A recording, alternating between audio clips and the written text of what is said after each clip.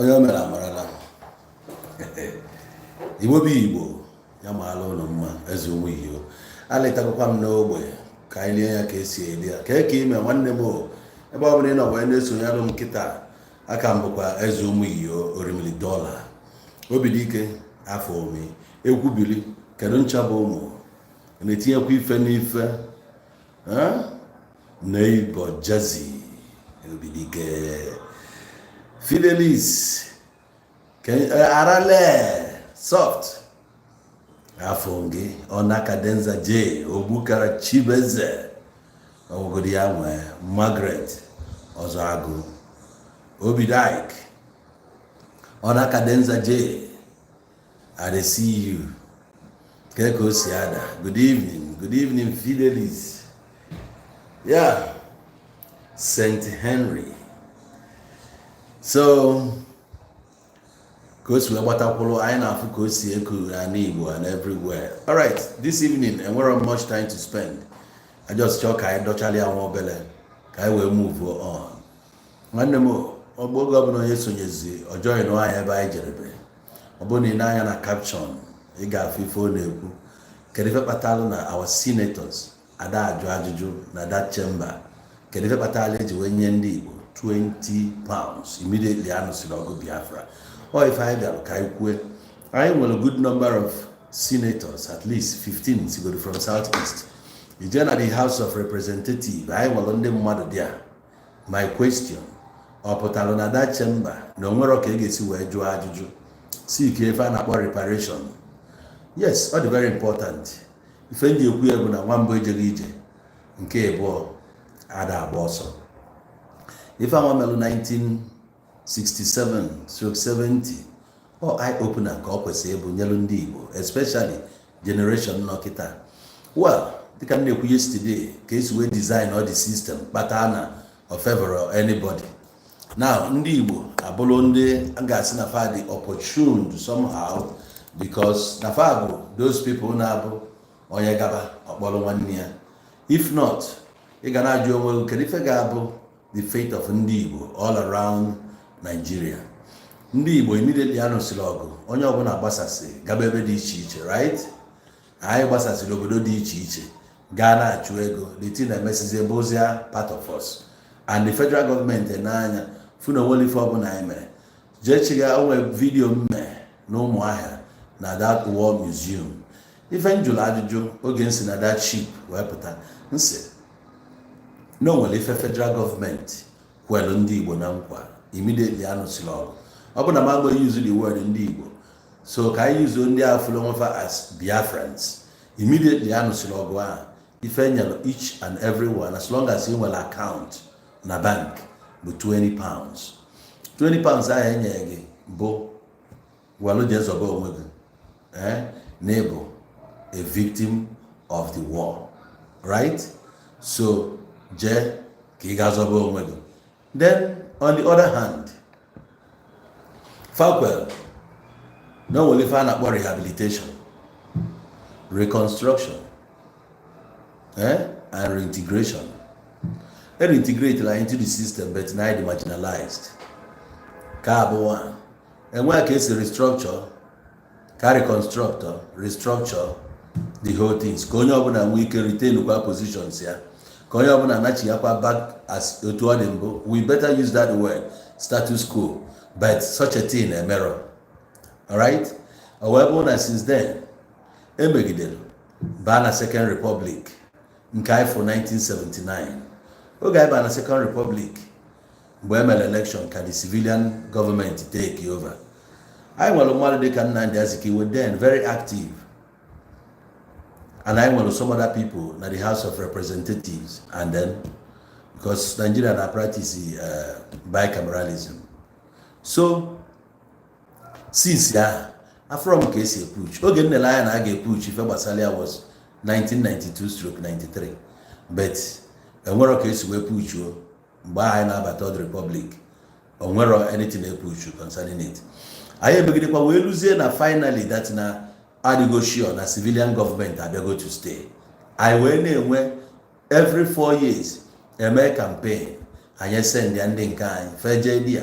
The question still remains, kedu ife kpatara that na enwe nrọ ka esi wee puchuo ka enwe ike release ego ndị mmadụ eji since how many years? Nigerian government nọ na-ebuild their economy on the back of afụfụ ndị Igbo tara ata. Ego niile ndị Igbo nwere na banks, why na-ewepụtara ya nye onye ọbụla ego ya ka o si wee dị?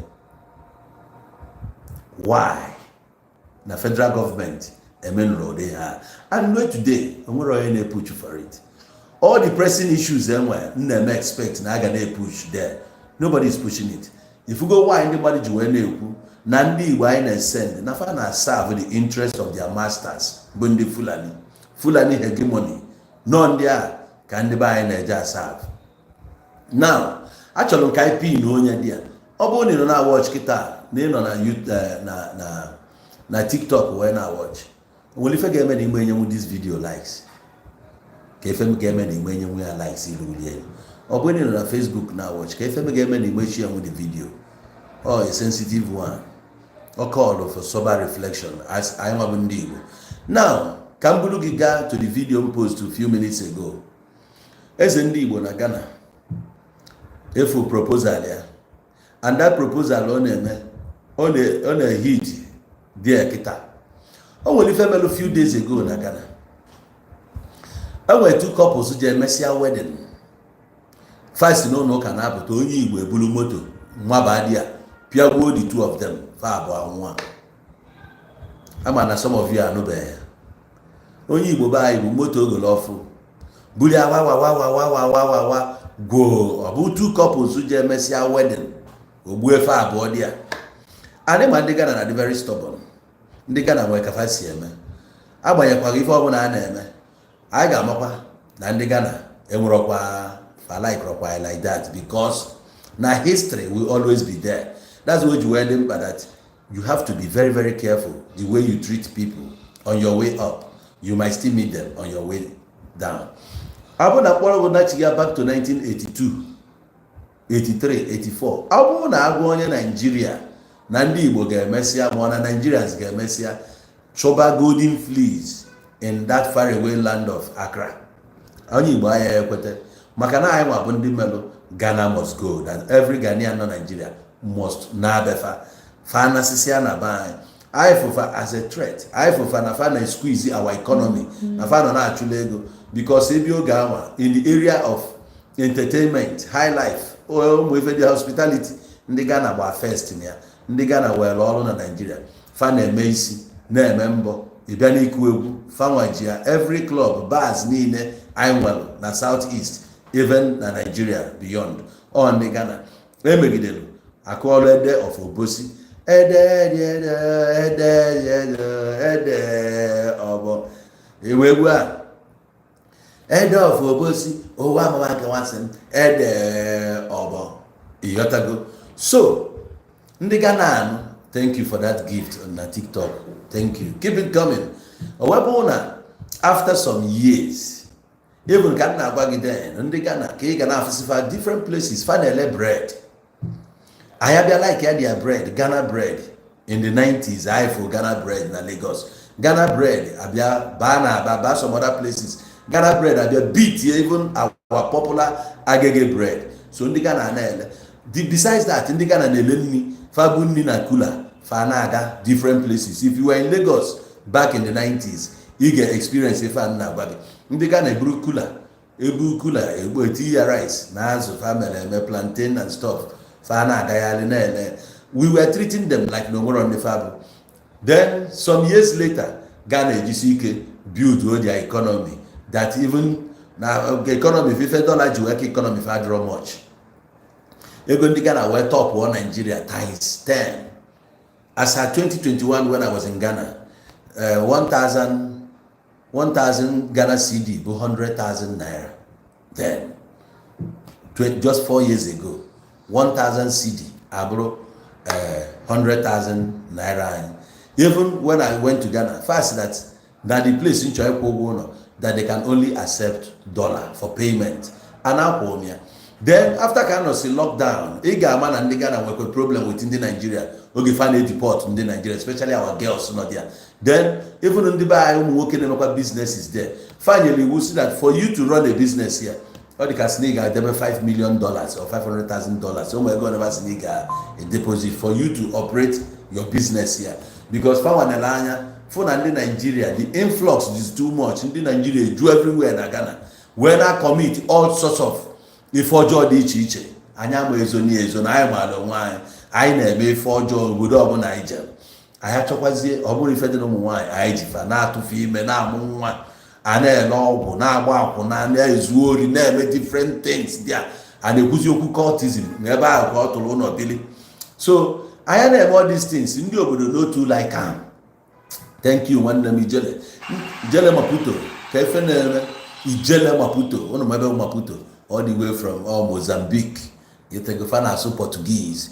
Now ọ bụsa na ndị Ghana na-enene ndị be anyị na omume anyị na-eme the thing na-adị too much.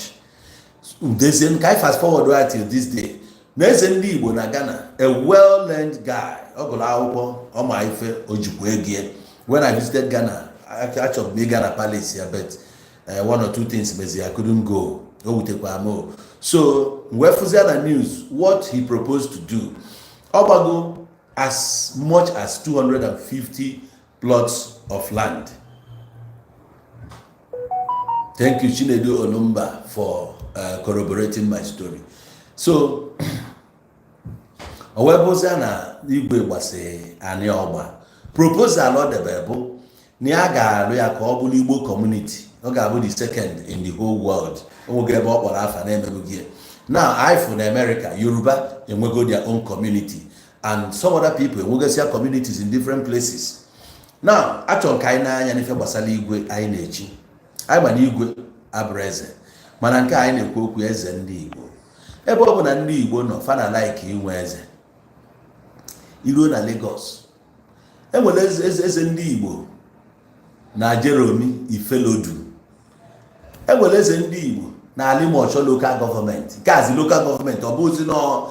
Enwere eze ndị Igbo na Mafoluku onofu nke statement after KMS 2023 general elections presidential election akpọ ya tinye n'ime Olubelo few months ago ka ọ kapụta onye tinye n'ime for a very long time eze ndị Igbo. And after then ka Lagos state government na-ekwu na ga-dissolve any office ọbụla na run as eze ndị Igbo na fa chọrọ ya achọ. Now the question kwa bụ kedu ebe kpatara na ebe ọbụla ndị Igbo nọ fa ga-enwerịrị eze ndị Igbo ebe dị na eze ndị Igbo ebe dị na. The logic bụ that na yes I can need kwele eze I need eze I need igwe ebe ọbụla anyị nọ because apart from government anyị na-anya monarchical system of government apụbekwa ọ ka dịkwa. The monarchs ka nwere ọnụ okwu dị anya a na-ebu ya gabato eze ndị obodo a baale ma ọkwa n'otu esi enwe ya n'ugwu Hausa a na-ene anya ndị ga-abịa bịa mediate. One bụ that na even otu anyị si wee dị na Nigerian government fụ na anyị na-agbapụsị na-eje obodo dị iche iche and anyị na-make success mana fanwa adịrọ too okay with it. That's why o siri ike ifu n'obodo ije Nigerian embassy a na-arụ ọrụ na-alụsi ọrụ ike because never have interest of ndị Igbo ka a na-asa. So you na-eme expect na fa ga-adị active fada adịsị active ife a na-agwa gị bụ ịchọkwa make inquiries ebe niile every part of the world ndị Igbo dị ka ị malụ ma embassy anyị ọ dị that strong. Ọ dịrọ that strong because ama nọ ndị Igbo. So ọ bụrụ na etu anyị si institute si this igwe eze ndị Igbo n'obodo dị ona eze ndị Igbo n'obodo dị ona eze ndị Igbo n'obodo dị ona.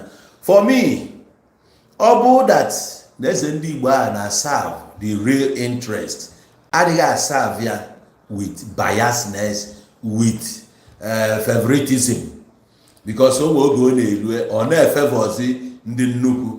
Ụmụazị bịara obodo ọfụ na-enwe problems with ndị na especially ndị ji ego. At the end of the day father enweta justice. So more for the question about okay is the point na anyị na-enwe eze ndị Igbo ebe dị ona. Now eze ndị Igbo nke a ekwu onye ife okwu na ya chọrọ ka ya lụọ communities na ya n'ime ebe a na ya ga-alụ guest house house n'oge iri nne guest house ọ dịka chetezi ma many rooms ọ si na ga-enweta up to 100 rooms then the political elites in the bank across that to Ghana, they can stay there for free, at least for 3 days. Everyone's not interested, but no say. Travel. No one can stay in that place before. Because for me, when I went to Ghana, 2021, I stayed in a hotel for over a week before Mwete and Mesicha Accra, where travel or East Legon, even natural. Finally, Mwete Mono na East Legon, where dollar no. Now, such a place never exists as at that time Umbia. Okay, to market a bit because it's in Dubai where it was all about spending. Good intentions to do now, go jetinia. More assume that one person now support progress.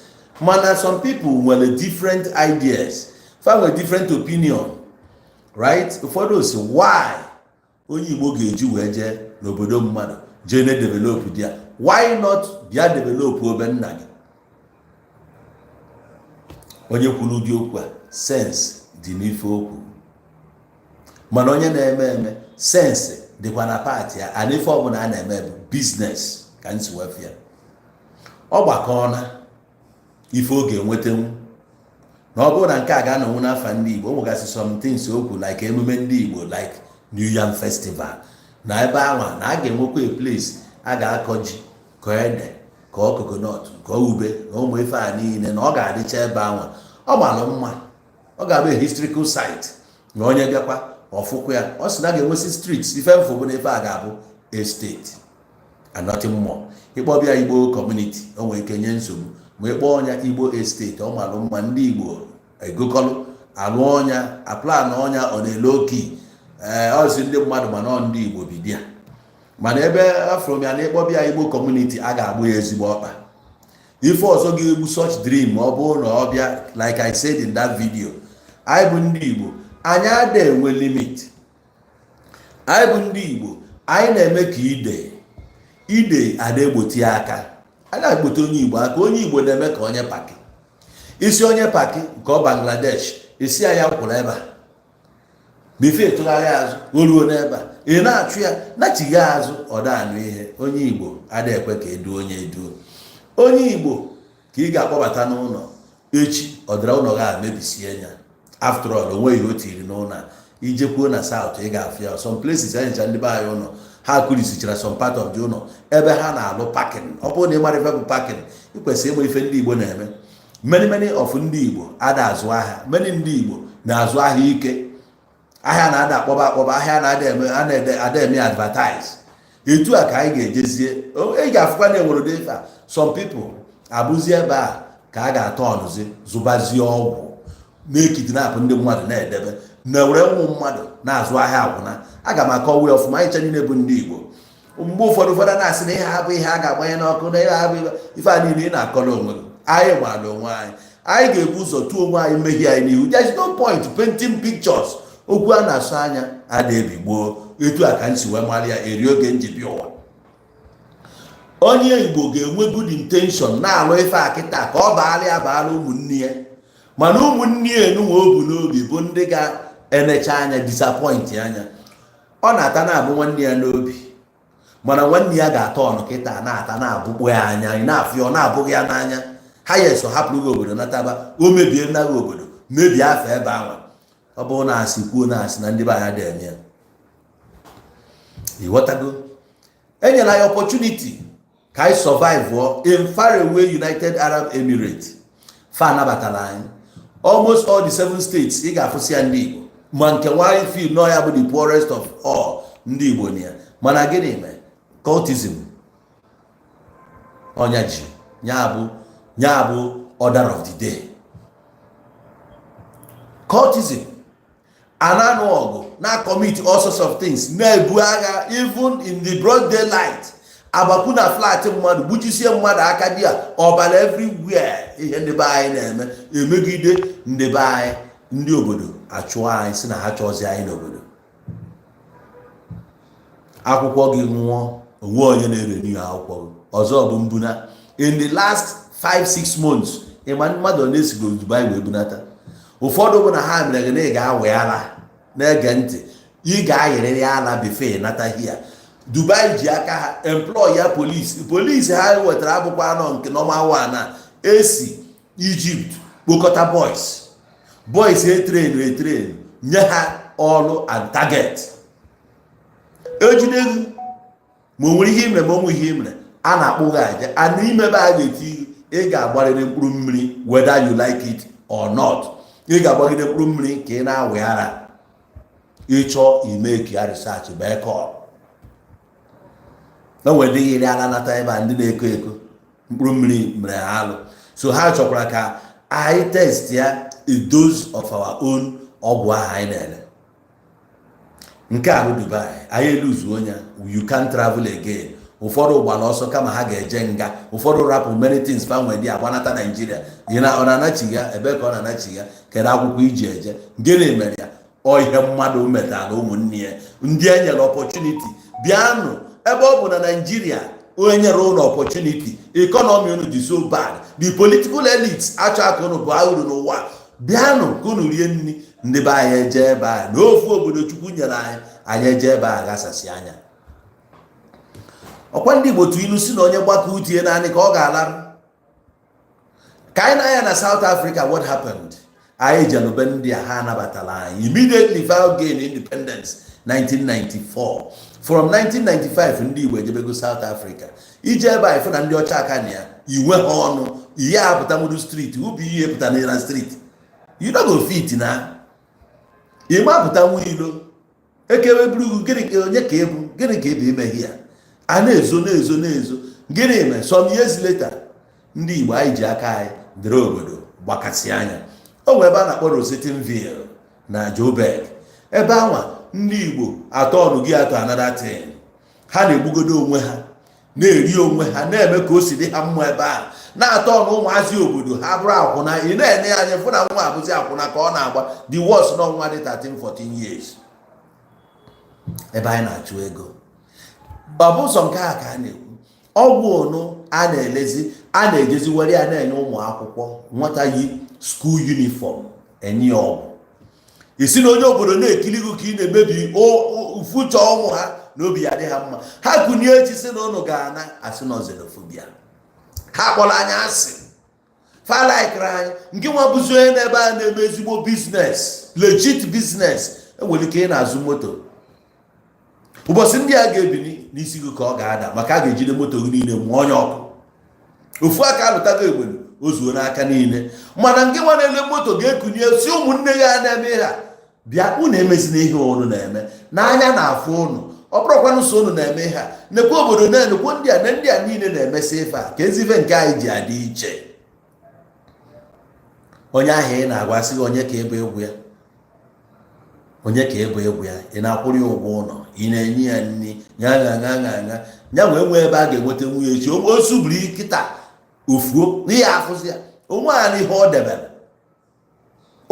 debere nke nwa nwezi ezigbo biznes echi gbara aka maka a ga-amụ ya ọkụ mebisie niile ahụ ma ọ bụrụ na-ede ndụ na bakụgburu etu a South Africa wee mechie inye anyị akwụkwọ.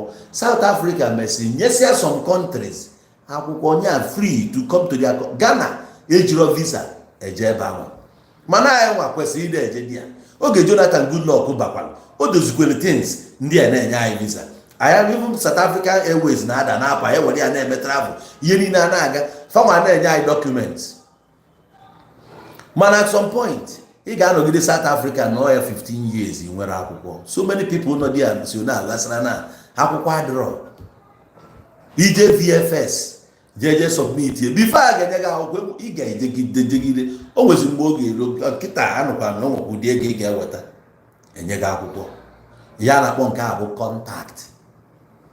contact mana oge efu gị ego which normally enwere ego eji eme ha before ibi obodo South ife nwere ike ime achọọlụ gị ofu agadi nwaanyị yotego nwaanyị na-anọrọ na di o weta ID ya gị na-emegoro ọbụla company spouse unu ejegoro jee mee notarial contract unu mee that contract lawyer sign ọrụ unu na-ewere ya jee home affairs jee submit ya na unu abụọ living lovers nọ gị nwaanyị nwere nka before you know it asị gị bịa nweta meseji na phone congratulations ije ebe a kwere gị 2 years 2 years ya na-agwụ ijekwa akwere gị 2 years ọzọ ọkụọ 4 years ị n'obodo ghara nke a na-etipụ ije enye gị PR inwe PR after 5 years ọkụọ na 10 years ebra akụọ gị ID iburugo citizen ọzọ ewere paspọtụ ha jere America, paspọtụ ha jere Israel, paspọtụ ha jere Europe, many European countries,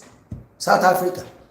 Ha nwa bụ ndị SADC, etu anyị nwere ECOWAS. Ha nwa bụ SADC, Southern African Development Communities and whatever, like Tanzania, Botswana, Lesotho. Ụmụ countries a niile na-emere onwe ha travel without stress. Mana ebe ihe mere anyị bụ anyị dị too loud. Onye Igbo jisi ike gotewo accidental car, mkpọtụ obido bebe mkpọtụ na-eko vụna ọgbaba egwu ọgbanicha ya elu emoti ahụ ọ ga-agbatusi ya na-akpọ ya egwu na-ebe mkpọtụ obute ofu nwaanyị ọ na-agụ ya aka n'ike na streeti a na-aga okoyi ya aka n'iru ụmụnne ya ịmara iwe na-ewegodo ha na onye bịara nwanne nya ya na-agbasi moto ha nwa bụ ndị kere ihe ndị a na-eme edi very loud na-eme ka o si dị gị mma a na-afụ gị na-azụ ọgwụ ịnọ ọnwa obere eke abọst obere everyday eke na-abịa na streeti because of Nigeria anyị agbaka anya kịta na ka isi nọ etu akọdụ na many countries. Malaysia ozugbo Malay pụtara n'ezi onye ọbụla ji anya wef ebe ọbụla anyị jee ka anyị rie nri jee n'India iluo n'India kịta iwere anya gofu ụmụ Igbo ndị nọ n'ime ihe agụta nwunye ọnụ etu a ebe ọbụla anyị nọ nekwe Ethiopia anụnwakwa nekwe Ethiopia etu a bụ ije a na-akụchi ụmụ be anyị steady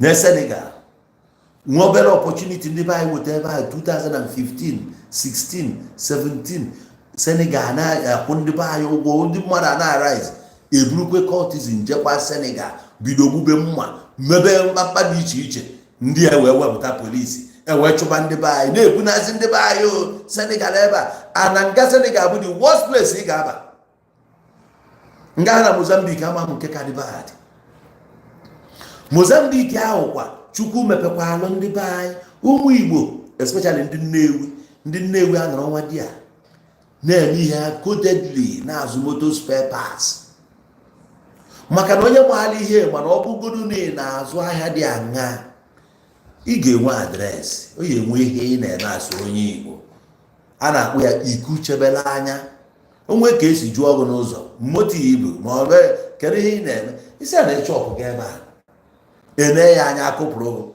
nke a kedu ihe ị na-eme mana ị na-agba oke moto onye obodo na-egote nwụrọ today ije ebe a akụchisiri ụmụazị be anyị nwobere opportunity enweta ebe a agaghị aja at some point onye committeezie mechaa na South Africa gbabata Mozambique onye je rụcha rụra na South Africa gbabata na Mozambique anọrọkwa ebe a bidokwa n'isi na plot kwa na-arụ arụrụ dị iche iche so ife ji emetalụ gị aka ka efu life of average Igbo man ndị anụnwa topụtala ọfụ a ndị onye ife niile abidozi from 2000 bịabazia the whole things change anyị amazi ebe anyị na-eje so nke anụnwa igwe eze ndị Igbo na Ghana si ka ya mee is a good plan anyway mana ndị be anyị ga-eje jee too onwe ha ule dị a I dey tell you plan ya kịta bụ na market ga-adị n'ime that community ga-enye aka a na-azụ ahịa ebe a so ndị obodo ndị dị iche iche a na-abịa ebe a abịa na-azụ ahịa taxation ịmara ịbata n'ime ebe ị akwụ ụgwọ paakị ma ife dị anya na ndị ochie onwekwa ebe ha nwa si erite and so many other things at least ama moto ọbụla si Nigeria na ọ na-eje ebe a straight ọmaba dị ya jee ma offload ye business si ebe a na-abịa ebe a it's like imepe port somewhere otu anyị si ekwusi mepela isi port ife ọ bụ dị extension ebe ndị Igbo ga-esi wee na-alacha oyi afọ m ya as a very good plan mana ife ga-egbukwu ya ga-abụkwa ndị Igbo be anyị ajụ ga na-ajụ obu how long ka anyị ga-anọgide na this kind of character in a play. Who will stand up and talk to ndị Igbo?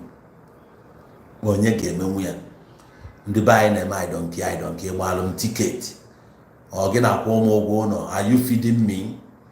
Ị na-emezi are you feeding me? Idran image anyị na-egbu. Onye nụzie na anyị bụ ndị Igbo. Ọ na-anya anya somehow. O nwere ebe ị ga-eje ka enye gị ụlọ, ajụọ gị bụ onye Igbo, kwuo na a ga-enye gị ụlọ. Inweta ụlọ afịa gị arụ. I tell you. Onye akpatara na sometimes ịkpọ nwanne gị si ya na ị ga-abịa. Ọ sị mba. Ọ ma karakta gị ebe a. Ọ ma ihe ị na-eme. Ọ sị gị bịaba na ịbịa ebe a ị ga-akọsụrụ ya problem. Nwanne gị ga-akpọrọ gị wee sị ngwa gị na ọya nwoke a gị jee ka gị na ya nọ. Ije ebe ahụ igbuo karịa your brother gị ya. Imebie friendship ya na company o tiri gị. Ije ebe a mechunye iru gịnị na-eme ndị Igbo. What is our problem? Now, characters niile I play in different parts of Nigeria, especially in the north, ebe Fulaibi. I play even na Abuja here. Ebe ọbụla ndị Igbo nọ, that thing na n'ime anyukwu. All these things cut to that thing. Batalu na osilike for our political elites. Ije ebe ni na vouch for onye Igbo. I tell you, the General National Assembly can if battle when you 20 pounds. Or a man who make abandoned properties before Lagos State will release the Kaji. River State will release in Kefa. Cross River State release Ron Kefa. And some other states like that release Ron Yen and Igbo. I could see you anya kwesịghị ịnụ ka a na-ekwu ya. Ọ pụta na newspaper ekwu ya na TV Ugbo na enwe abụzi ya na-ekwu ya. A nwere one barrister na-ekwu okwu, he's talking tough. Anyị na-afụ ya na one channel ọ na-eme ya interview. The man na-ekwu okwu. I love him. Ọ na-emetụtakarị aka n'ife mekwala in the past. Were ya na-enye instances if I were today. I like him. Such a person bụ no mmadụ jelu anyị na House of Assembly. I ga-afụrịrị a difference. Mmadụ ka Maazị Nnamdi Kanu with the spirit onwe. Such a man bụ onye bụ ọbụ n'ife ọbata wụdie. Ọ ga-eme ụnyara. At least with that spirit 2015, 2014, 16, 17, 18 spirit onwe, it's enough iji wee chụọ affairs ndị Igbo n'aka federal government to a certain extent.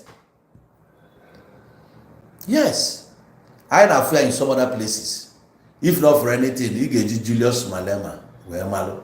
On South Africa, they press hard, they push for the blacks. And one night worker interest yoga for Ndibo, which double na MNK, where that opportunity, Epota, flow to a political party, sweep with the entire Southeast, ban a National Assembly. Or get him by influence here, and will through his influence, and recover most of our stolen wealth, especially that of the 60s. What you see, well, 20 pounds, no matter how I gone up nowhere in our bank, we are not happy about it, and we are expected. I make sure the 3 hours the federal government took they didn't do it. I want only talafufua. Yes, because the war has ended. We came, we met poverty. We saw some people that how can I recuperate from Kwachioko. The stories I know wasn't encouraging. It was quite a bad story. Call it war, call it genocide, call it ethnic cleansing, call it anything you may want to call it. But we suffered it. We were not given proper education as a result of that. Because no guy free education in the West. Midwest can't have free education. Those students there found a privilege that I wabundi Igbo. We didn't enjoy that privilege. If your father is not rich, it allows. I won a scholarship to go to secondary school, university on free education. But what happened? It was sold. It was hijacked. I saw the announcement. It was a newspaper. Did I get it? I never got it. Igepuchu and with that platform. And when if I about ombudsman, ombudsman simply means Public Complaints Commission. Ayonwalia, So where do we run to? Kereba get our grievances. Those ones I call Jelo na Fadizia incapacitated. You begin to ask yourself, what is actually happening? So I will still put this question forth to the members of House of Assembly, the ones from Igbo extraction, from the 5 southeastern states. Why are you guys not talking about the injustice melted on the people of Igbo extraction after Kano Chalo, Biafran War? Kerife Meleji nyende knife for 20 pounds. Keroge ana plan to give people back their money. Keroge federal government of Nigeria na plan that their 3 R's na gemia implement on the people who suffer most na that war. If no winner no vanquished, then after no winner no vanquished, you didn't do it. And then when how many governments after that? How many regimes came after that? Why no we had it? The only time I could see if I put a panel. And then after that, Obasanjo Tinyalunka. After that, whoever is any other president, I follow Tinyalo something. Mwelike, he push Monyai that opportunity to say that. So when I do, I have cocaine for sale, I have this for sale, I have this for sale. I'm that federal government will send DSS tomorrow, or will send the army to tomorrow to come for me. That's to show you that. So I'm asking them now, why is it that they could not implement that reconstruction, reintegration, and rehabilitation? We have not been rehabilitated. Nothing has been done. Some of our parents died in agony. Yes. Why? But when they are failure, so upon in Apota today in the House of Senate, the question still remains: are you going there to serve our interest or your own interest? Are you going there just to be loyal to the Fulani hegemony, not to serve our interest? Then we'll be left with no choice than to start selling our votes. Before we vote you in, then you have to pay us. That is the exact truth about it. There's no need mincing words. If you want my vote, you don't come to me with 10,000 naira. You don't come to me with 50,000 naira. We are talking 4 whole years. Are you willing to pay me 20 million? 20 million. Then we vote you. You pay. I am not trade by barter. Because you are not going there to serve our interest. Yehini Nejel na House of Senate. Keri haine wete. Na arolozo. Keri every year na why na arolozo. Is that all you can attract into our communities? Arolozo sieba jeba. Award 50-kilometer road. And so, but yeah, that's just that.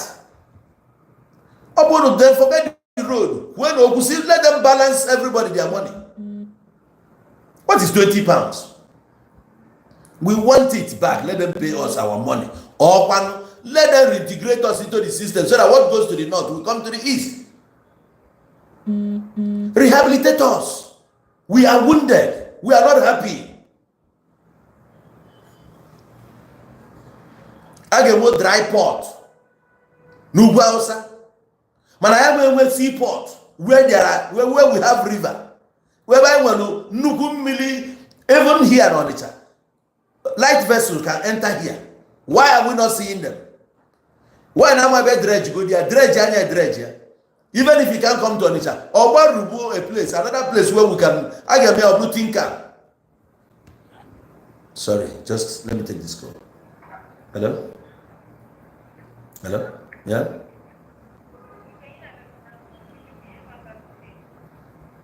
Okay. Sure.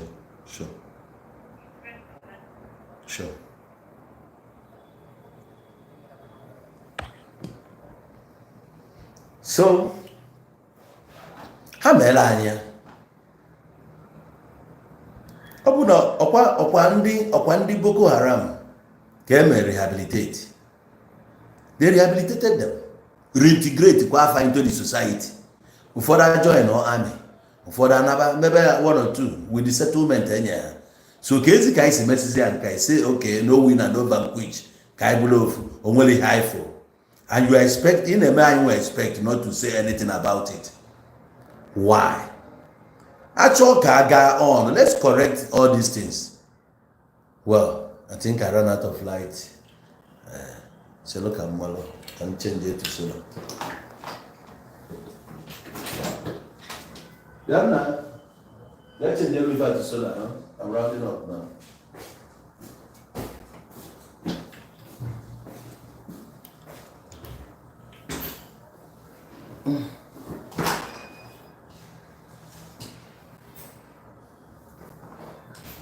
All right. So if I need you, Fenine abrogragra.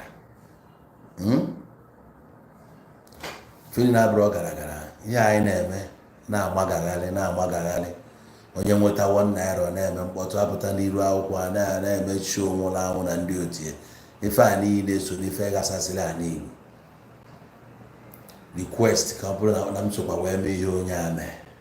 You are willing to commit all sorts of crimes. The worst when I crime I now commit against our own brothers, against our communities, against the land. I see me weapon. I have wakachana by now. If I in the past 4 years, kidnapping, arson, extortion, kidnapping, banditry, ibumado, rape, and so on and so forth. Only when I me and Abenia and me against in the bear. Neka is well. Aguamonda Mama do the thing for long. I'm a chalk and short or down now. But I assure you that tonight, from 9 p.m., I'll still be back here. Kai will discuss further about it. Why?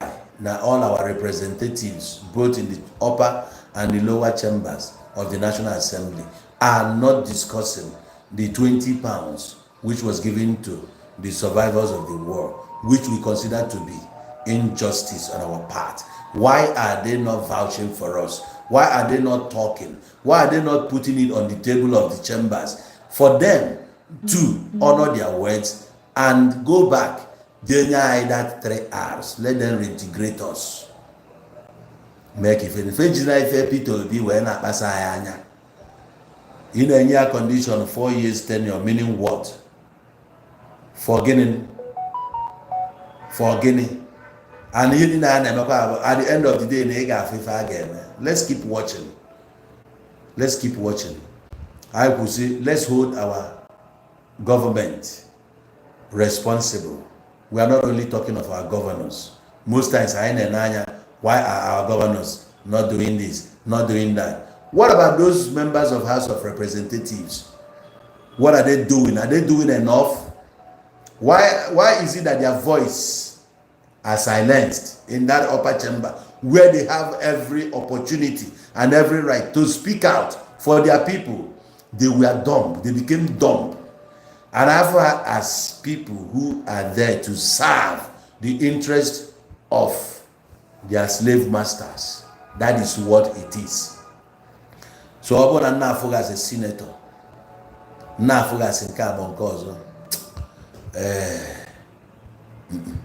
You are not doing enough. You are not doing enough. Thank you very much. Ponder over these things. Share along this video, right? Share the video. Catch you later in 4 or 5 hours time. I'll be with you guys. Sure.